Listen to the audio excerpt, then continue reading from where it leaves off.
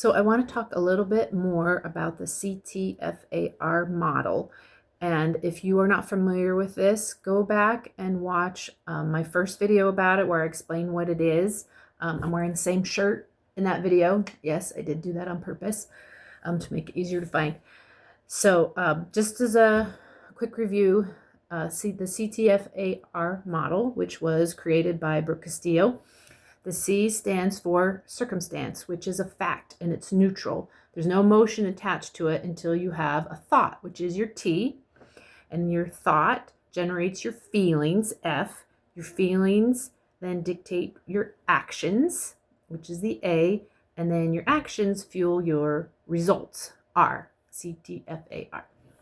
So today I want to talk a little bit about kind of reverse engineering and how you can use this model to help you with maybe some goals that you have set for yourself. Like, what results do you want?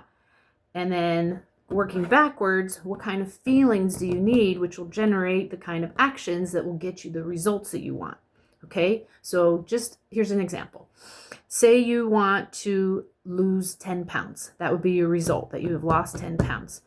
And your circumstance right now is I weigh X number of pounds. According to the scale, this is how many pounds I weigh. This is my weight. And that is a fact. And it's neutral. And you don't have any feelings about that number until you think something about it. And maybe currently your thought is, I'm never going to be able to lose weight. Or I've tried so many different things and nothing works. I can't lose this weight. Or I lost this weight before and now I've gained it back and I can't seem to keep it off. You know, any kind of combination of those kinds of feelings or thoughts you might be having. And what kind of feeling do you get from those thoughts? Well, for me, I would feel discouraged if I was having those kinds of thoughts. Discouraged, frustrated, angry. And what kind of actions are going to come from those kind of feelings? Well, if I'm feeling discouraged, I'm definitely not going to be feeling motivated to do the kind of actions that are going to help me lose the weight. I'm just going to be like, what's the point? Why even try? It's not working. And I give up. And that might be where you are right now. So what if we thought about, well, what kind of feelings are going to help me to do the kind of actions that I need to do? So maybe one idea is determination. You know, if you feel determined, you are going to follow through on some of those actions and maybe have some better results. So what kind of thoughts are going to help you feel determined? Now, you may even use the thoughts you currently have and just tweak them a bit. So maybe your thought is, I have tried so many different things and I just can't lose the weight, but I'm willing to keep trying. So you're feeling determined. Or, but I'm not going to give up. You know, or you can think, oh, I lost this weight before and I gained it back again. Or maybe your thought now is, hey, I lost it before, I can do it again. You know, and you feel determined and motivated.